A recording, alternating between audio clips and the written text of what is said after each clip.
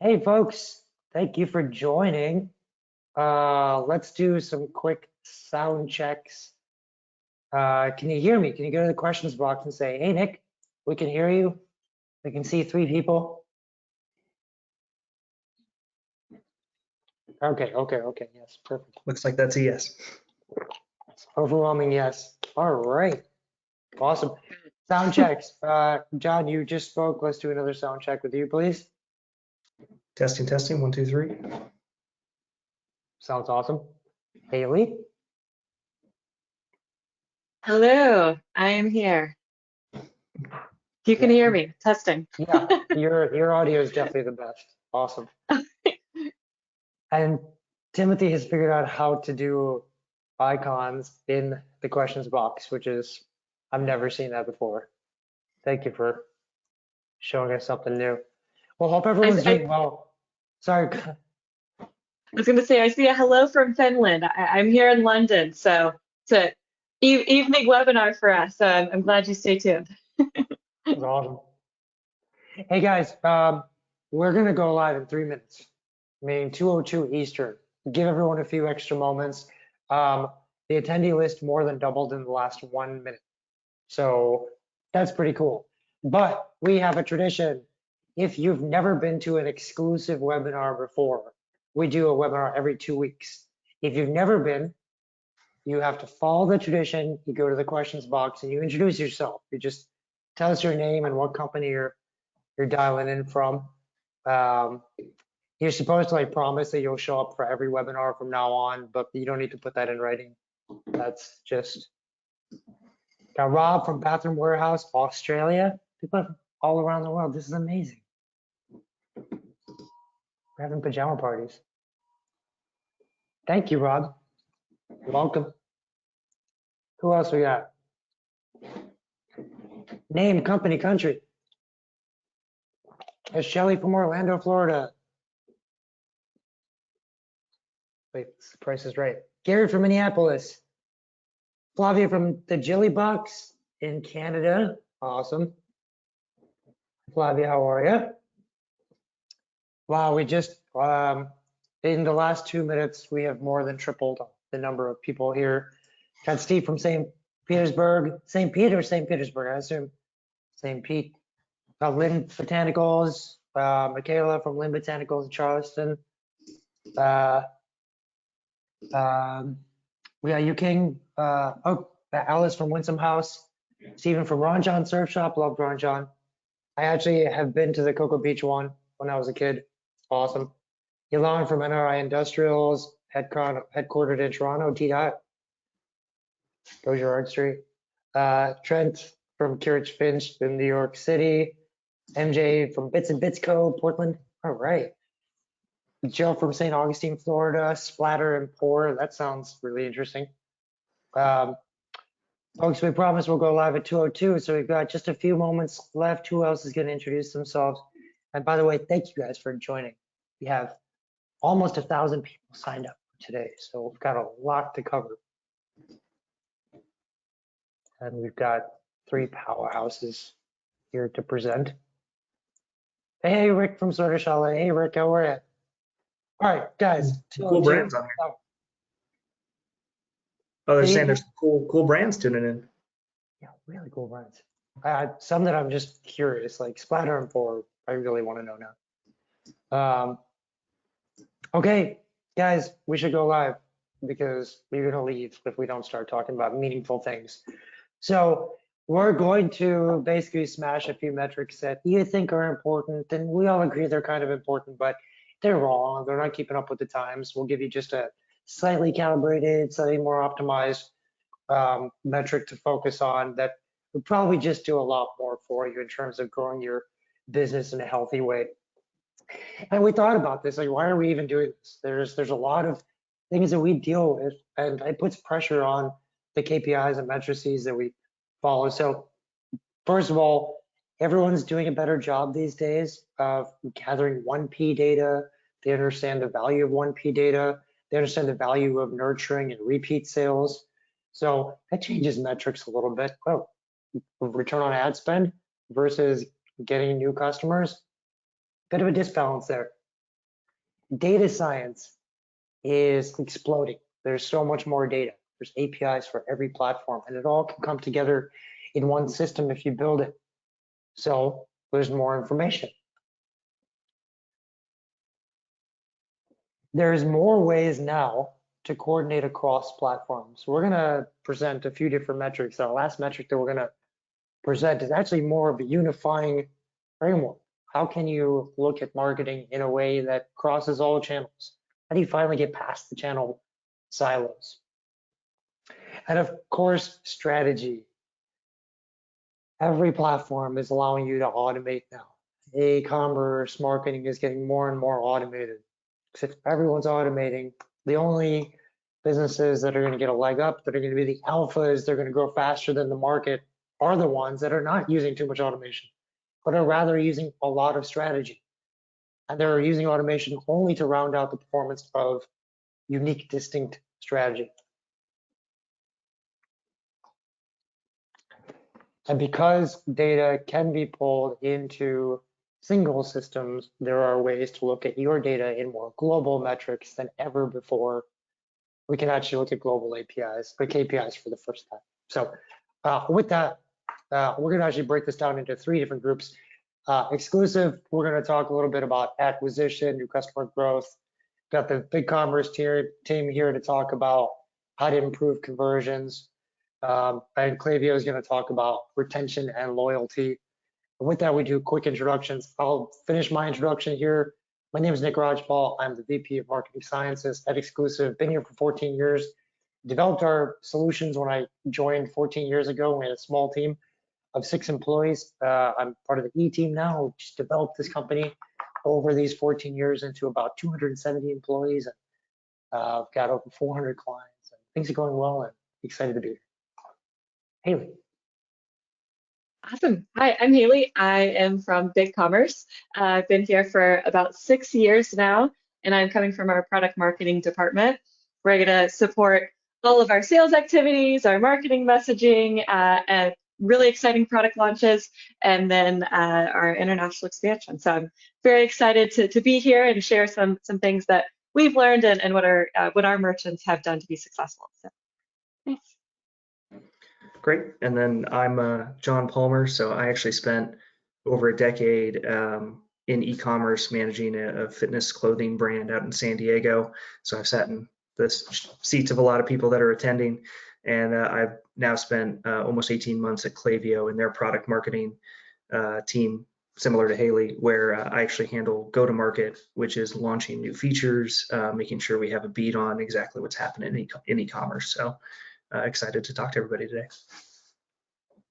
Awesome. We're going to dive right in, guys. We're going to first start off with 3 metrics that we want to smash on the acquisition side. So at any point, guys, if there's any audio issues or video issues or anything like that, just go to that questions box and let us know.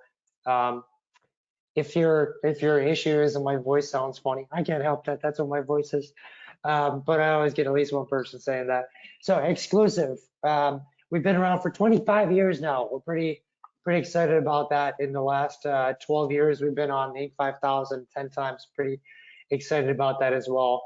A lot of accolades that we're proud of. We'll cover one later today, but we were the first e-com agency, and currently with Google Ads, which we talk a lot about, we are top 5 ad spend managers, largest ad spend managers on the East Coast. Top 1 percentile performance and top 3% of agencies across the country, across the world. So metric number 1, been in the SEO side for a long time, and everyone focuses on how many keywords do I have on page 1 of Google. It's a really important number. It's not that it's not an important number at all, but what it doesn't do is it doesn't illustrate how much growth potential you actually have. And that's always a question, like, okay, I have 1,000 keywords on page 1. I don't know how many more I can have. Well, then change your metric. So a better metric to focus on is the ratio between the number of keywords you have on the map, which means the first 10 pages of Google. So like any ranking tool they use, like SEMrush, how many keywords do I have in the top 10 pages. That's your numerator. And you divide by the number of keywords that you have on page 1. And an ideal number is 4 to 1. Anything higher than 4 to 1 means you have too many keywords on the map that are not on page 1. Just an example, right? Here's an example, Hanes.com. You have 46,000 keywords on the map, about 10,000 keywords on page 1. It's about a 4 to 1. It's a good differential. You could always do the inverse and say 25% if that is something you're more comfortable with. It means something though. This number actually means something. It's a gauge of whether you are taking the credit that you have from Google. So, Hanes has 46,000 keywords worth of credit from Google and converting it into meaningful rankings.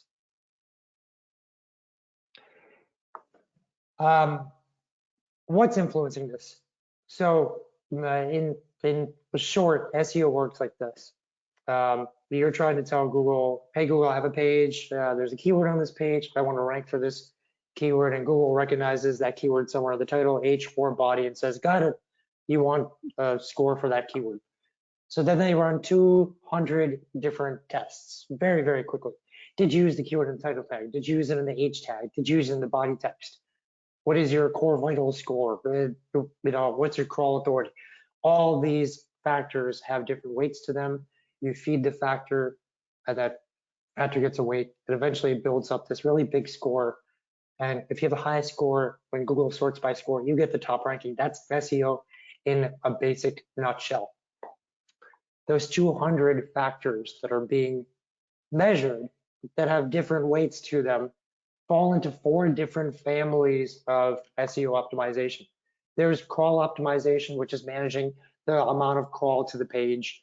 There's technical, which are like core vitals and mobile friendliness and text to code ratios. There's brand, like how people talk about you on Yelp and BBB. Those 3 give you the credit, that 46,000 with Hanes, they give you the total credit that you have from Google. Relevance is how you exploit the credit. So one family of SEO is responsible for getting you to a 4 to 1 or 25% of your keywords on page 1. So the easiest way to understand this is mechanically. If you have content where we've used keyword 1 in the title and the header, you only use keyword 2 in the header, and you have no body content, Google is going to start doing some scoring. They're going to say, okay, keyword 1, let's create a score for this. Was it in the title? Great, let's give them 1,000 points. Was it in the H tag? Fantastic, 500. You get a pretty good score pretty quickly. For keyword 2, what's only used in the H tag, a little lower of a score. But Google also has a system that they can use to guess keywords that are not on the page, but they're related to the keywords. Those are called inferred rankings. Those inferred rankings get a little score, a little blip of a score. Not enough to rank really well for. Now, if you wanted to take a page like that and convert it into a page that has a great differential, all you would do is you discover all the keywords that Google has guessed, and you'd commit to them. When you start to use them properly in your title, your H, and your body, have 300 to 400 words of content, commit to it. But it's not that difficult to do. It converts your inferred rankings into overt, and probably a 10 to 1 differential down to a 4 to 1. And just like that, even if you don't do it right, like this is Nike. Nike is over optimized way too much. All these strong tags, cross links, all that, those are all penguin penalties, but they at least brought the ontology out for Google, and they achieved a differential of 2 to 1, powerhouse. Okay, metric number 2, return on ad spend of an entire advertising account, as opposed to return on ad spend that's divvied up into different strategic targets. So in general, when we think about marketing, we think about, there's top of funnel. The first time we're going to engage with someone, they're going to find out about us.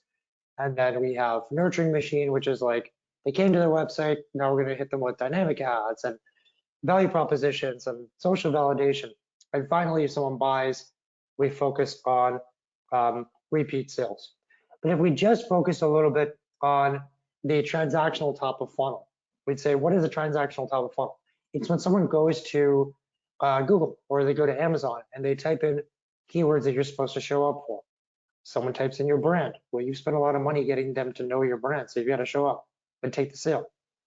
Or someone types in a competitor and you show up and steal the sale.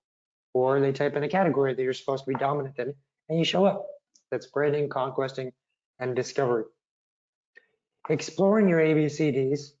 Let's see whether this works. It's just, type in your brand. If you were Nike, are you showing up? How are you showing up in normal search, in shopping, in Amazon? Make sure that you've got some strong, and your return on ad spend goal for a brand could be pretty low. But if you're conquesting against Adidas, maybe you say the return on ad spend of conquesting a sale away from Adidas, I don't mind breaking even. I'm taking some sales away. And if it's men's sneakers, it's a bigger category. If I can be a category leader, I'm okay with the lower return on ad spend because I'm starting to etch away at my max potential. And just like that, there are typically multiple return on ad spend goals that you would want. You would have different return on ad spend goals for people who are buying from you again, a different return on ad spend goal for anyone who's kind of like in that nurture sequence where they came to the website, they haven't bought yet, but they're valuable. So any activity that has a decent return on ad spend is great. And then totally different top of funnel targets for your brand, for conquesting, and for discovery. If you only have one global return on ad spend goal, you're probably missing a lot of growth potential.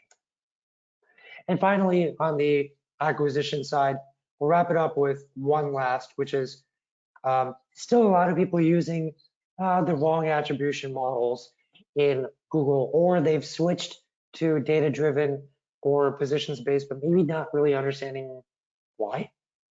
So if you're still using return on ad spend of last click attribution, it's time to switch to something like data-driven. So why data-driven? Well, e-commerce is growing really fast, and you've got to grow as fast as you possibly can. So while last click attribution was great for conservative era of e-com when people had not, before COVID helped us grow e-com in 2 months as much as they'd grown 10 years prior.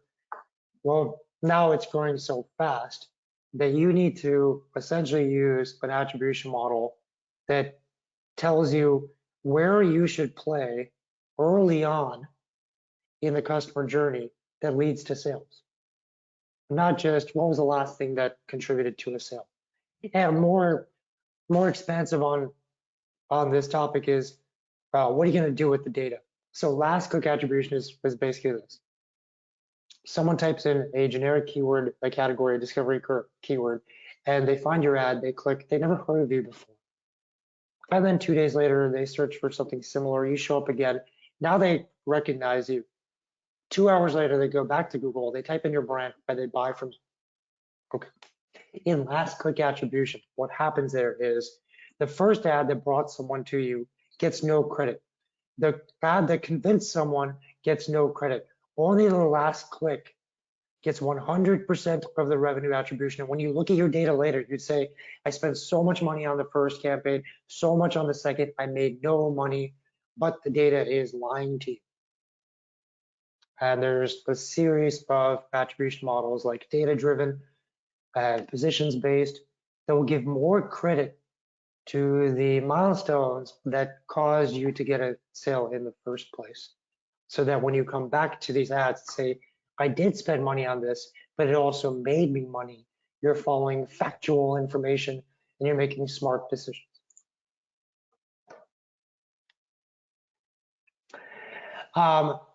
This is a little tricky, but important to note.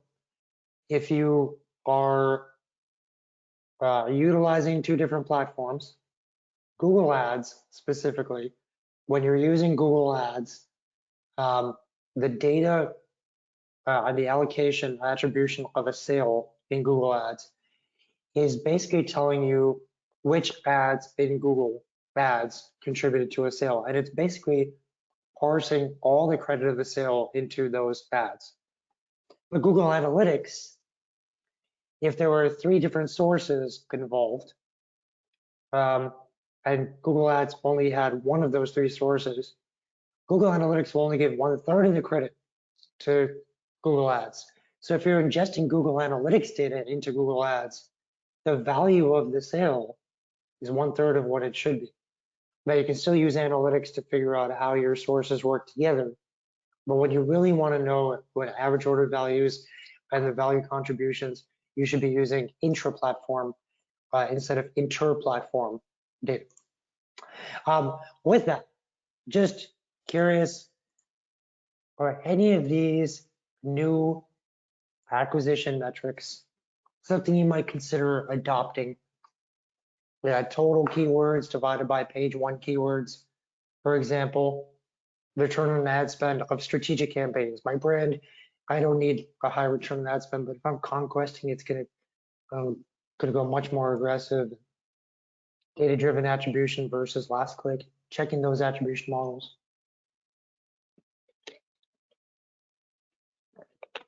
We're gonna give everyone 3, 2, 1. Let's take a quick look at this. By the way, it's multiple options. You can choose a few things if you want. Okay, pretty close. Wow. So 55% of you are going to check that data-driven attribution side.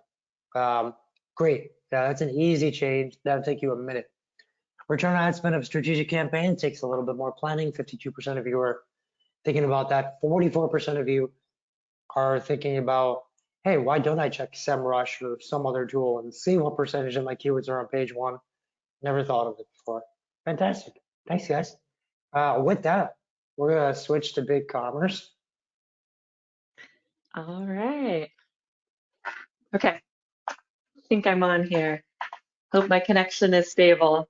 Okay, so I'm excited to talk about site optimization and conversion. Go to the next. So a little bit about BigCommerce, if anyone is unfamiliar.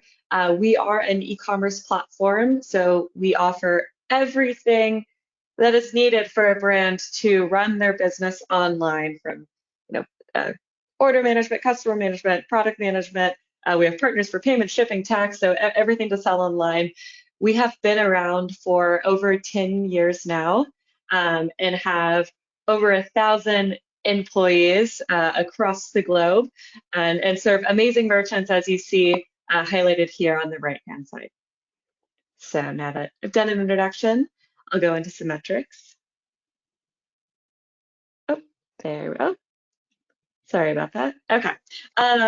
So everyone comes to us and they're always thinking, okay, I've got my site, what can I do? I really want a fast performing site. I want a really fast site. And that is important. Don't get me wrong, your site performing is very important. But one thing that we don't hear people focusing on is that next level of how fast is it really to get to purchase? Because having a fast site is table stakes. If you don't have one, then you probably need to reassess your e-commerce operations and look to make sure that you have the appropriate CDN in place to handle your images, many other factors. But today we're going to talk about some tips for how you can improve your speed of purchase. Okay. Oh, sorry about that. Okay. So one thing is count your steps. So have you ever gone through your website, gone through and actually seen what it's like to make a purchase? From when you first go onto the homepage, you're clicking through the product areas, and then you're actually you're adding it to the cart, and then you're checking out. So look at that whole journey and steps and see how long does it actually take to do that. If I'm coming as a buyer with intent, is it easy for me to find the product that I'm looking for? So I have this client here. They're an amazing client in a valley of ours.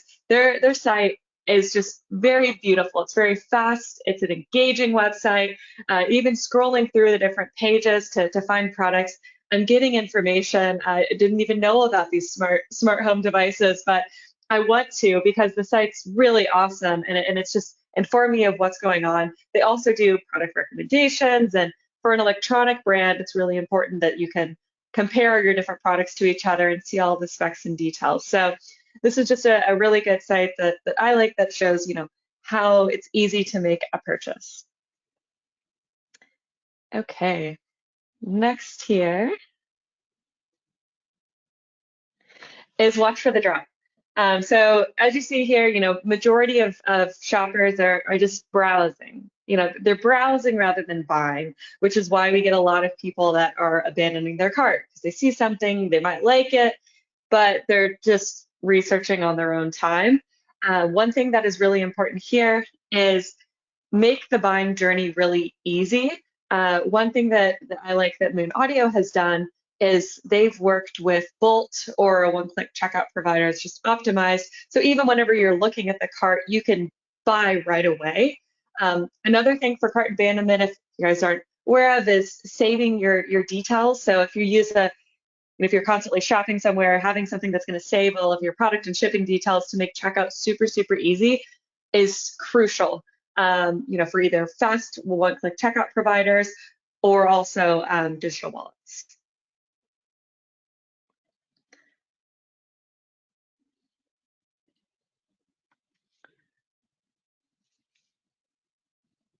Okay, focus on what matters.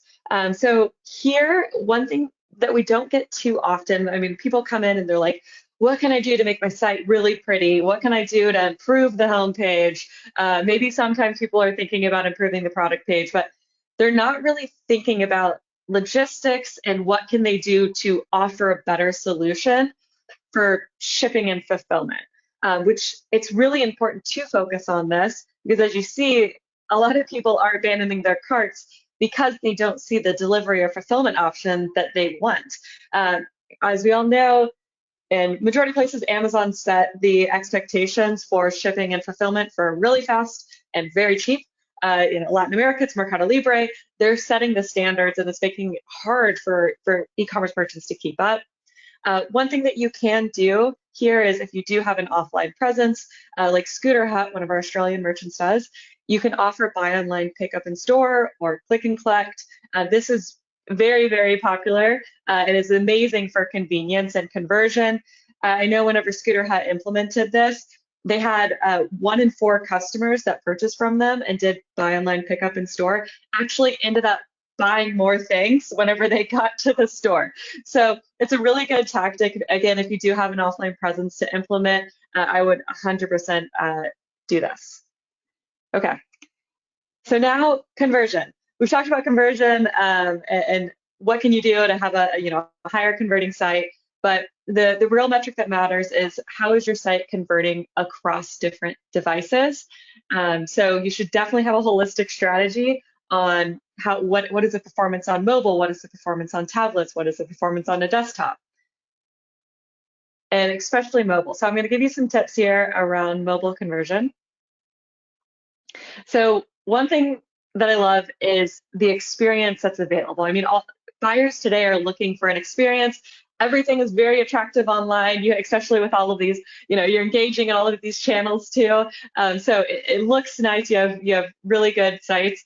So you want to make sure that the mobile experience also looks really, really good, like an experience that is actually crafted for a mobile user, not an afterthought of, I've got a website and this is how it appears on mobile. It's not great. You need to have a website that actually is created for a mobile first experience. I'm showing this experience from Skullcandy. I think they do an amazing job of really engaging their customers and creating an amazing experience. They always do something that's very topical, just something to consider. Like for Valentine's Day, they did this where you can find love. And it's just a poll where you can go through, answer a couple of questions, and then you get a product recommendation. So that's a really great experience. And it's an experience that is also, as you see here, it is also, large. So when I'm on my mobile device, I'm not having to scroll in to be able to see what's being offered.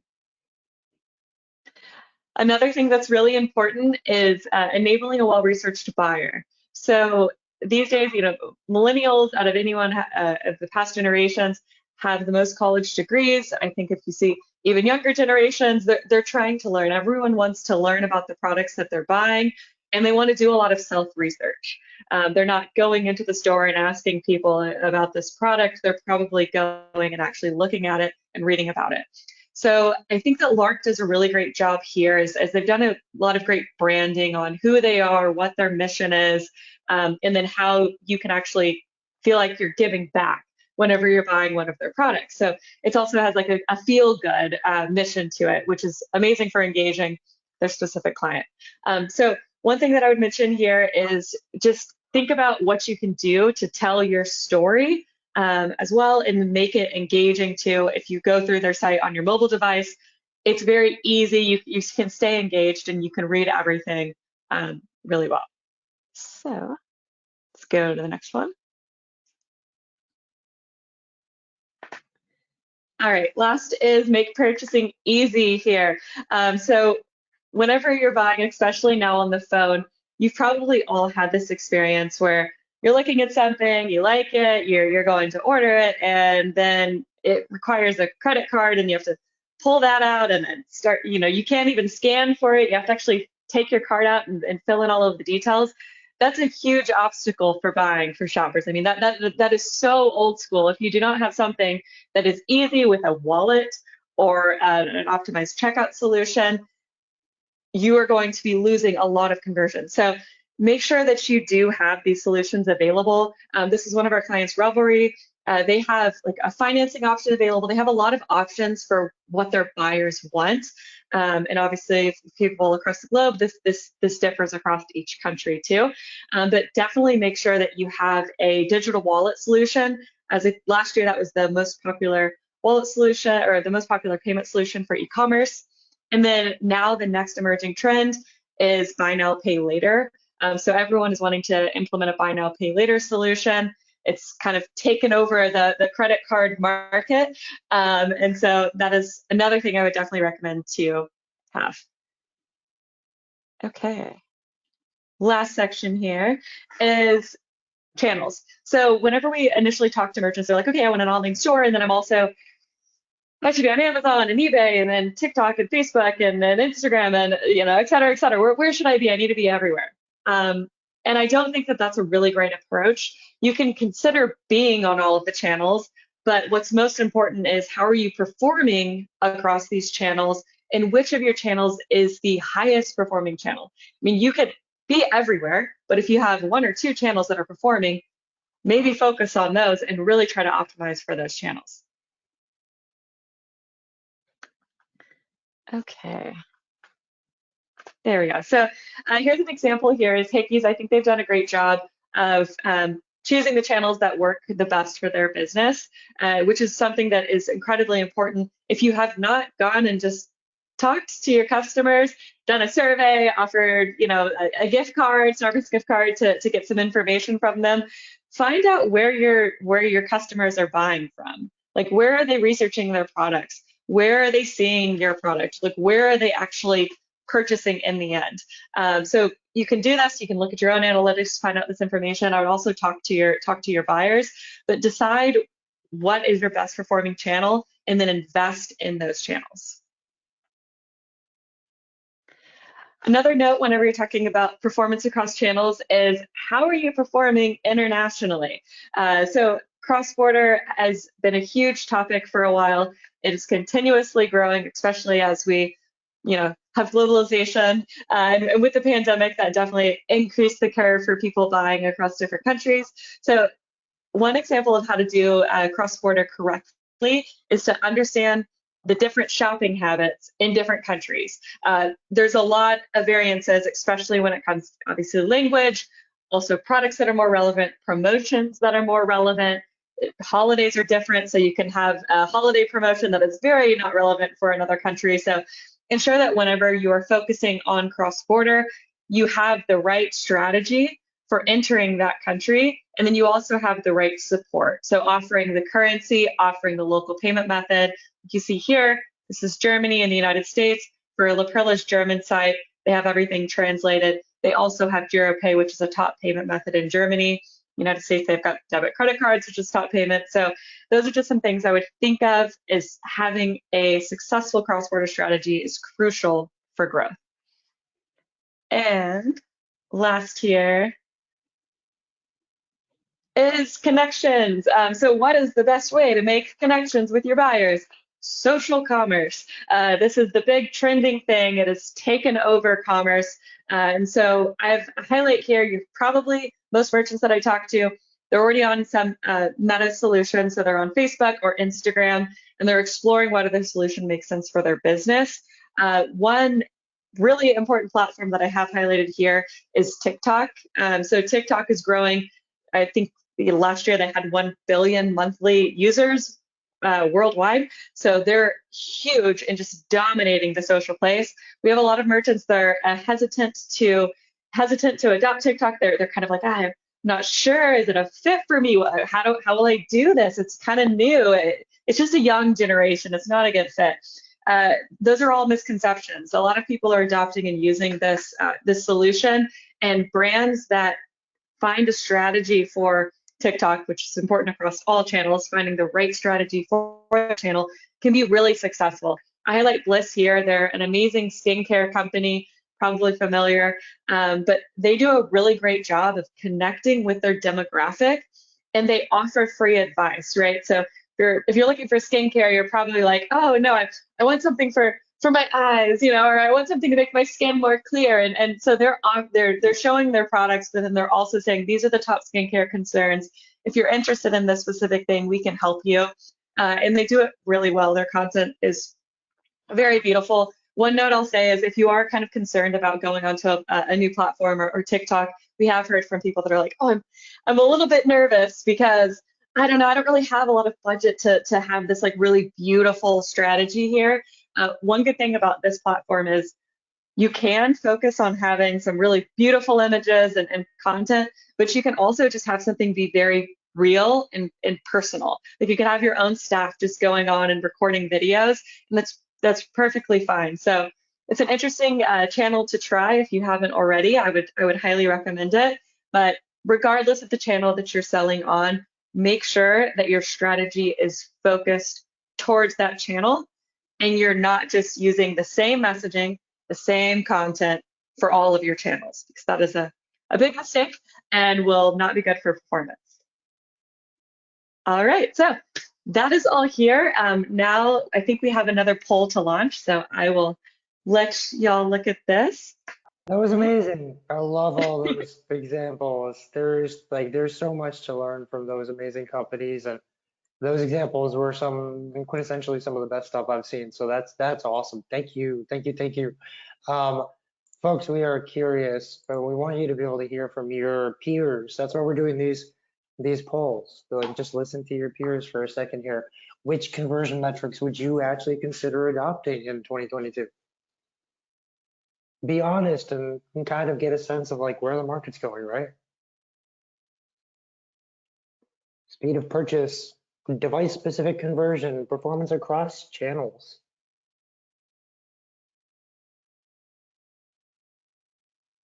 Okay, well, the voting is off the charts here. All right, guys, gonna close this in 3, 2, 1. It's got some neck and neck here. So 64% of you, speed of purchase. It's such a smart metric. That's great. Love that. 57% performance across channels. Not doing that. Great time to start. And 55% device specific conversion, which there's so much to unpack there. But thank you, Haley. That was phenomenal. And with that, we queue up John. And John, we'll do a live test here. We're gonna see if we can get this keyboard and mouse to work properly on your side. Now, want to give it a test?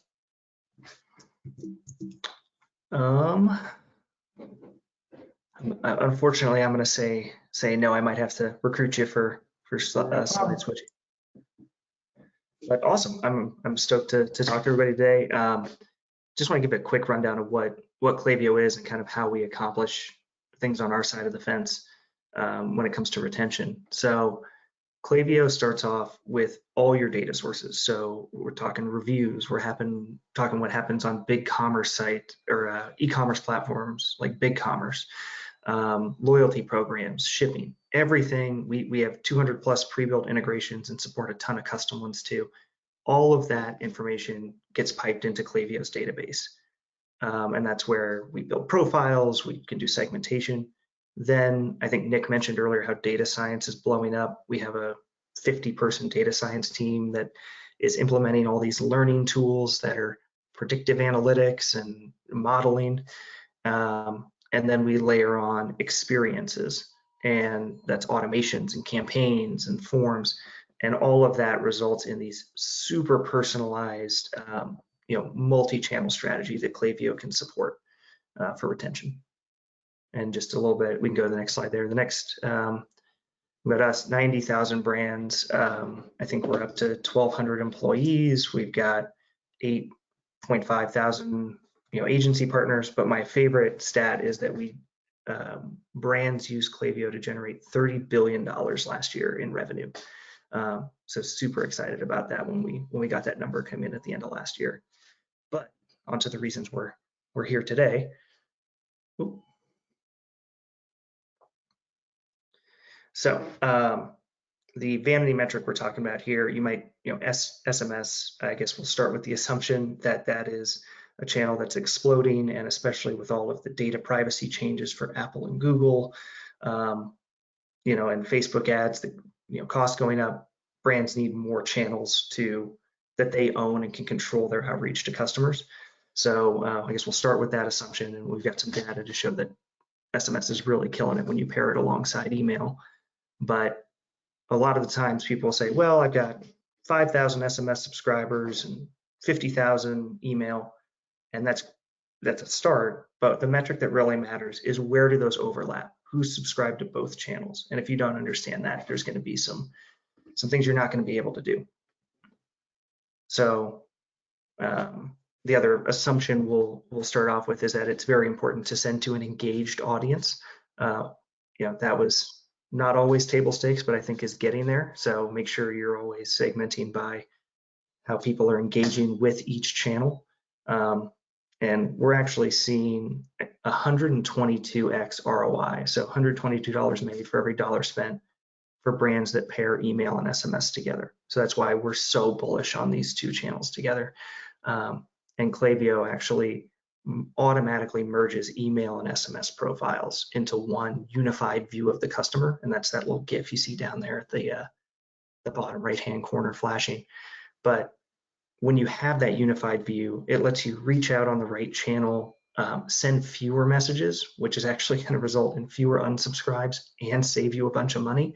So that's awesome. And then, of course, segmenting based on cross-channel engagement. So to say that, yes, they're subscribed to both channels, but which one did they engage with first? Let's reach out there.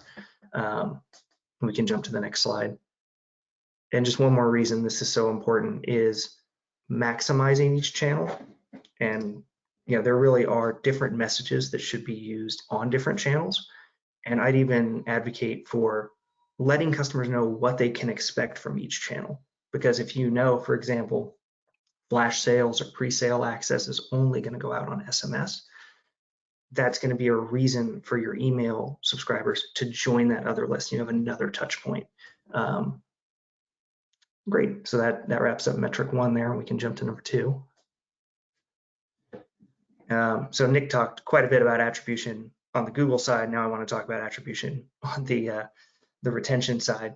So every platform will do its own attribution, Klaviyo, any other marketing solution.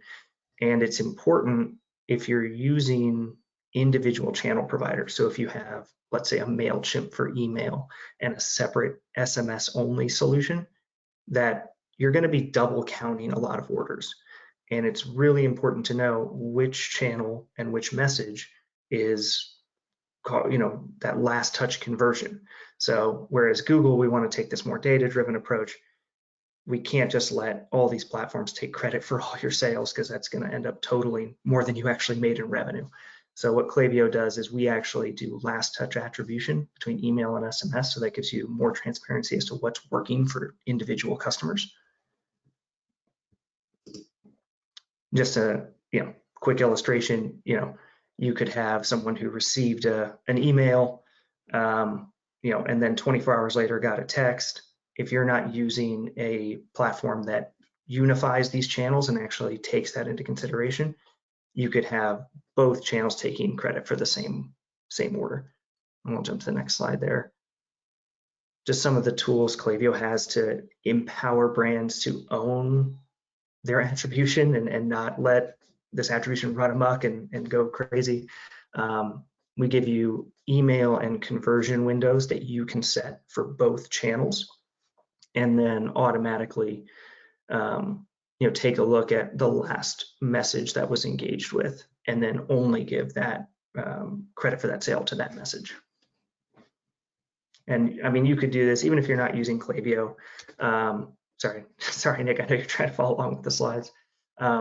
Even if you're not using Klaviyo, but you are using these independent solutions, like I hope you consolidate them. But even if you're not, like make sure you're going into Google Analytics or someplace just to make sure you have a sanity check on what these channels are actually performing.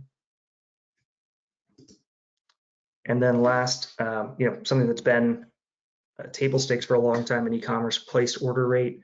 What we're actually advocating here for is, if you jump to the next slide there, Nick, looking at customer lifetime value as a more important metric. And we'll jump to the next slide there. So we all know, it costs so much more to acquire a new customer than to keep an old one, but how do you go about doing that? And it's, we talked about earlier, all those data sources that Klaviyo brings in. Loyalty is a huge one. Finding out what do customers care about, what behavior do you want to incentivize from them? If you're skewing towards selling into 55 plus demo, maybe TikTok might not be the thing you want to incentivize them for sharing on social. So just being cognizant of that and shaping your loyalty program around your ideal customer persona. And then leveraging subscriptions where you can. I used to work for a fitness clothing company, and clothing, we even spun up a subscription t-shirt thing, just because it makes the revenue so much more predictable, and you don't have to throw all these money at sales, and that kills your margins. So really take a look at the subscription, replenishment, and loyalty programs if you're not already on top of that, because those can be huge needle movers in terms of driving higher customer lifetime value. And of course that really raises your margins too. And I think just one more slide for me here, some of the tools that Klaviyo has that can help drive customer lifetime value. We talked about the data science and the predictive analytics that come in the platform. We actually give you the predicted next order date of every single customer and allow you to reach out with a flow and automation based on their predicted next order date. So you can imagine how much more powerful and personalized that is, where you're reaching out to each person at an individual time versus saying, well, on average, repeat purchase takes 6 months, so I'll just stick my win back flow there and everyone will get it 6 months later. There's also predicted customer lifetime value as a metric. And that's really helpful because when someone has placed one order, you don't know how you want to treat them yet. Do you want to treat them as a potential VIP? Are they going to be just a clearance flash sale buying super slim margins? So to be able to flag these folks early based on their predicted lifetime value helps you not only in your communications with them, but that can help when you build a segment in Klaviyo, push that to an ads platform like Facebook, and it can help you find more folks that are similar to your best customers when you leverage those lookalike audiences. So ton of built-in tools with Klaviyo for the customer lifetime value and driving that up. And short and sweet for me. I think that's awesome. It. Happy to answer any questions John. in the chat or hit me up on LinkedIn. Always happy to geek out on this stuff.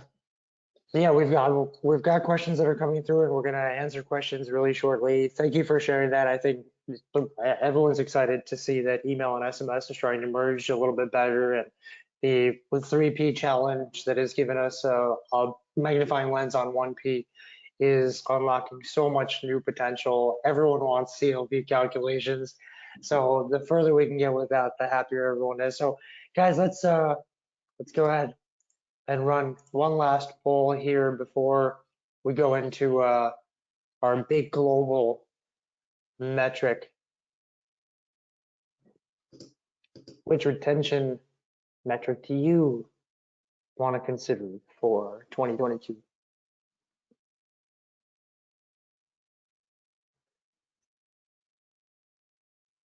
Yep, no surprise here. In terms of the number one, we will close this in 3, 2, 1. Okay, so obviously everyone wants customer lifetime value. 69% are hoping that they can implement something in 2022. 52% of you are going to start focusing on that overlap between email and SMS, and 36% are thinking about that revenue via last touch attribution. Hey, it's confusing because I was talking about last click attribution not being a good thing for Google Ads. Every platform has a different attribution approach, and you just need to know how to optimize for it. Klaviyo is really smart for doing last touch attribution to kind of distill and get between the disconnect of email and SMS, both taking credit. It makes perfect sense. And from a channel perspective, I think we both said that Google Analytics, some neutral arbiter of data, still needs to be utilized. And hopefully that didn't sound like it's in conflict when it really wasn't. So great. Okay. Last point. Total growth. As a metric, we love total growth. We all want to grow as much as possible. It doesn't tell us a lot. As an actual metric, it's not really telling us whether we're more healthy as a business, whether we're going to grow faster in the future, whether we are activating all of our activity together in a way that makes sense. What we want to suggest is that while you still look at your return on ad spend, your marketing efficiency rate or TROS, you start to also adopt something like the VAC model. And this is Exclusive's VAC model that we use for big commerce clients and Klaviyo clients as well. It's just something that has come from over 100 years of evolution, and it is where it should be. In the late 1800s, St. Elmo Lewis defined the first funnel and basically gave marketers this idea that sales is not everything. There's activity that happens when people learn about a product or a brand that if you don't do those things, you'll never make sales in the first place. You actually have activity that matters at different steps of the funnel. It all finally matriculates into sales. In the e-commerce era, so let's say late 80s until now, virtually every marketer has spoken in kind of like a 5-stage philosophy from awareness to advocacy. It's either awareness, interest, desire, action, advocacy, or awareness, consideration, conversion, loyalty, advocacy, pretty much the same thing. Smart, but we don't actually work in funnels, right? Well, what if you find out about a brand and then you buy from the brand and you become an advocate? Are you done? Or have you somehow created more awareness? Isn't there some continuity there? Luckily, HubSpot, Amazon, people have been promoting this flywheel concept where it's this heavy wheel that if you figure out how to push it, it starts moving on its own centrifugal force, and the faster it goes, the stronger you get. The flywheel concept is that there's this cycle, this virtuous cycle somewhere in your business that if it gets bigger and stronger, your entire business becomes healthier. So ideally, you move away from flat metrics like growth, you move away from a funnel that actually should come back into itself, and you need a better framework, a better model.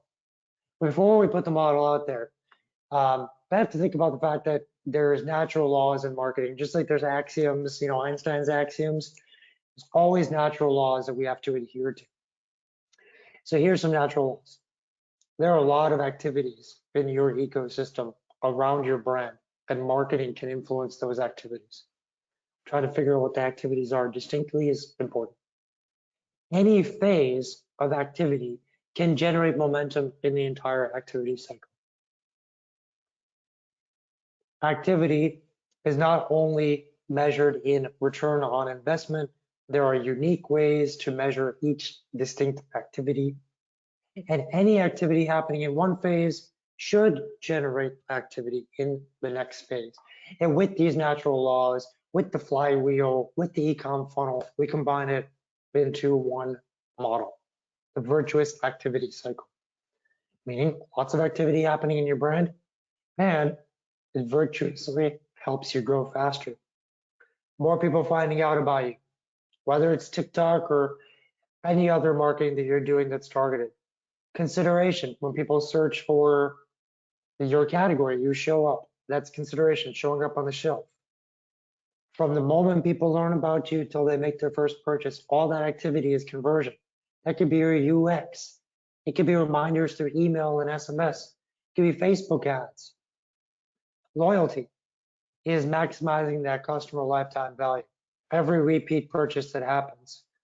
And finally, advocacy, people talking about you. Marketing can influence how many people talk about you if you ask them to talk about you. And the more people that talk about you, builds into awareness again. What's interesting to look at here is consideration, conversion, and loyalty is a way for you to ride the market. But the more people talking about you, the more people learning about you, is how you grow faster than the market. If the activity is hot in these two areas, right now you're not growing faster than the market. 6 months from now, you will. That's why total growth doesn't tell the whole story.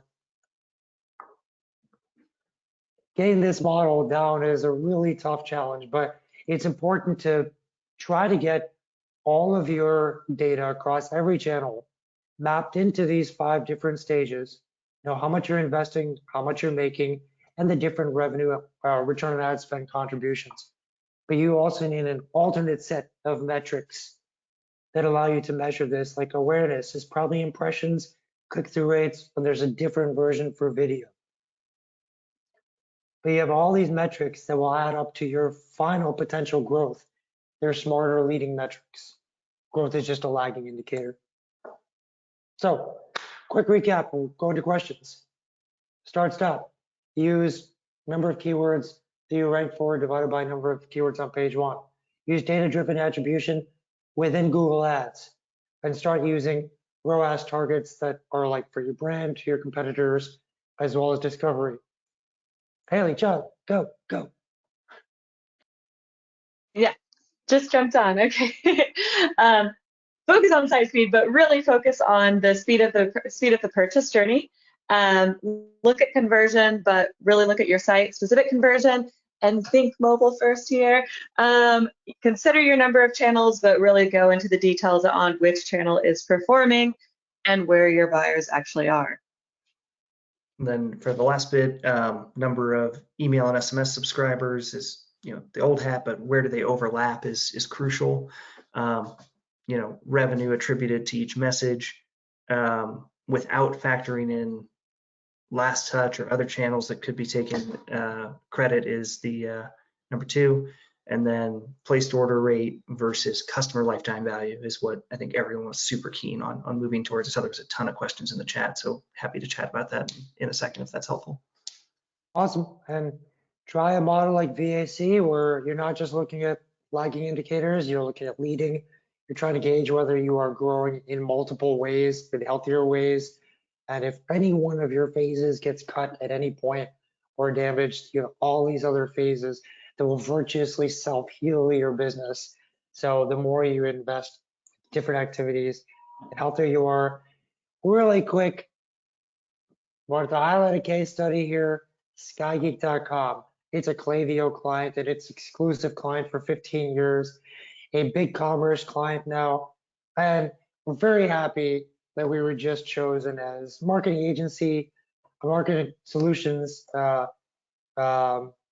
agency of the year for big commerce with the work that we did with SkyGeek. So we could not be more proud. Pretty damn excited about this, and how we brought SkyGeek over to big commerce. Things really started taking off. 57% increase in revenue on the new platform.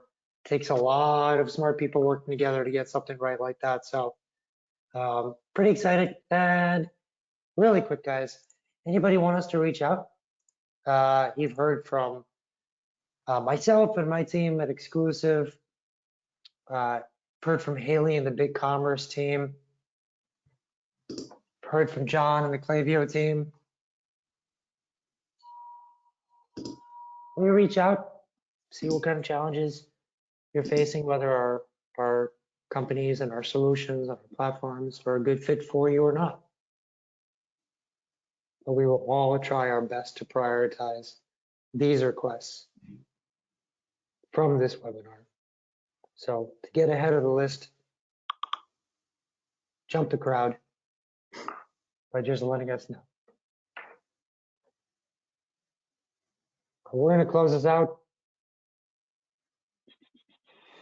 in 3, 2. We're still answering. 1. Get it in and close. Thank you, folks. We will share that.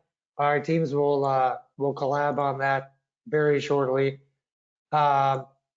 Let's see, Haley, do you want to go first? Any questions that you wanted to answer from the QA that's out here?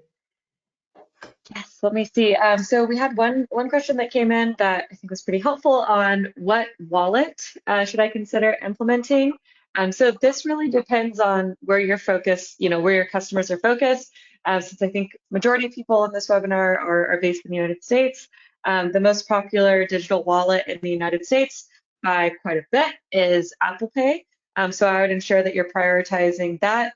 And then right after that's the Cash Pay and then Google Pay. So if anything, you're looking at one, definitely implement Apple Pay. For the United States, it's going to differ based on region though.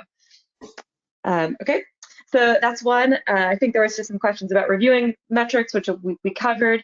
And then one other question I see here it's for all of us, but I'll take the quick answer is, should I consider changing strategy at all for B2B e-commerce?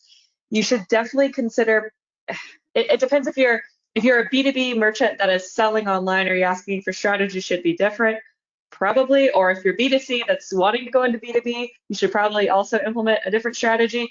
B2B buyers are modernizing their experience. They do want more of a consumer-like experience when they are shopping online.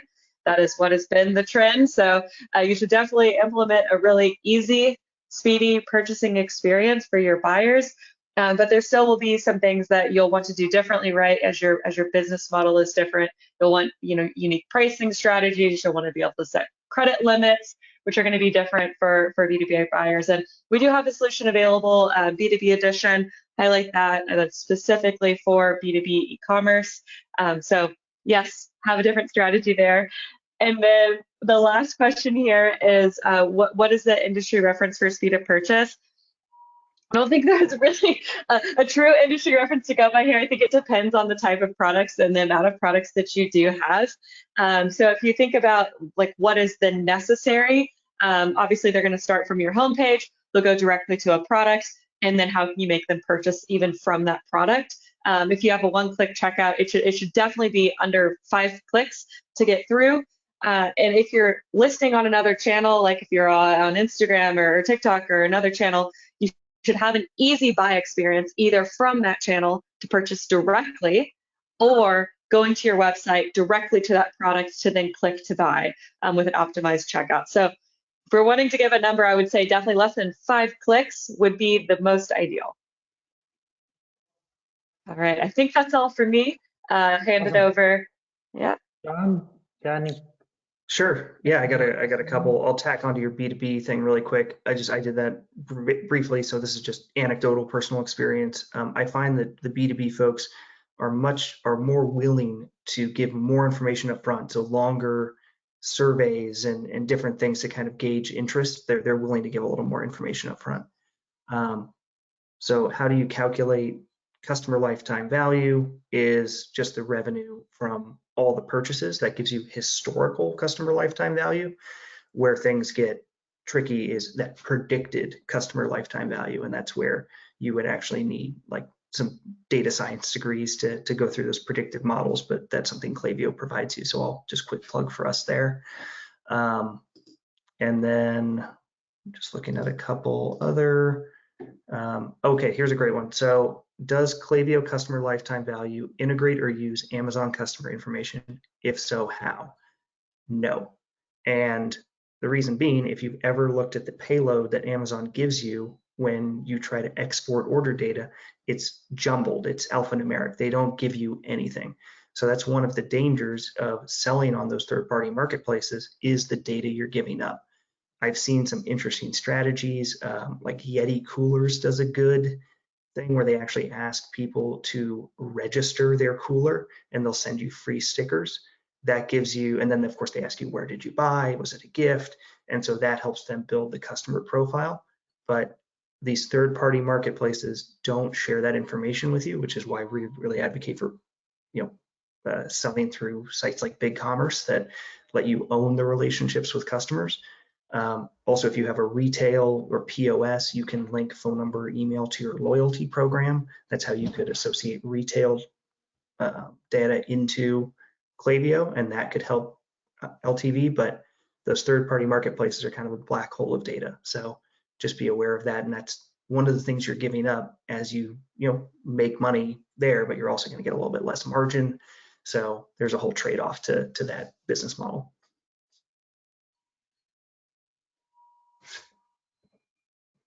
Any other questions you wanted to answer, John? Or any others here? How do you make customer lifetime value an actionable metric? I think we can all get really excited, especially as you have revenue goals to hit, about saying, okay, it's our summer sale. Everyone's going to get this. I'm going to send my entire list and we're going to drive this revenue. But if you are only focused on that sale or that quarter or that month, like you're not looking at the big picture, and some people might need to be held out because they just purchased. Or maybe you're able, in Klaviyo, you can make segments based on if someone has or hasn't used a discount code. Well, okay, let's not give them that 20% off offer, that 50% off offer. So it's segmenting customers based on past behavior is how you make customer lifetime value actionable. I think we're out of time on, for me at least. I think we're out of time overall, guys. And the questions were great. Thank you guys for answering and asking questions. I won't chime in on anything else on the QA side as we are over, but folks recording a copy of the presentation. It's all coming your way shortly. Thank you guys so much for joining. Haley and John, thank you guys for putting together such compelling information, and thanks for being great partners. Really enjoy working with you guys, and hope everyone has a great day. I know there's some crazy weather out there in places, so everyone stay safe, and we'll see you guys in a couple weeks if you want to join the next webinar. Bye, everyone. Thanks a lot.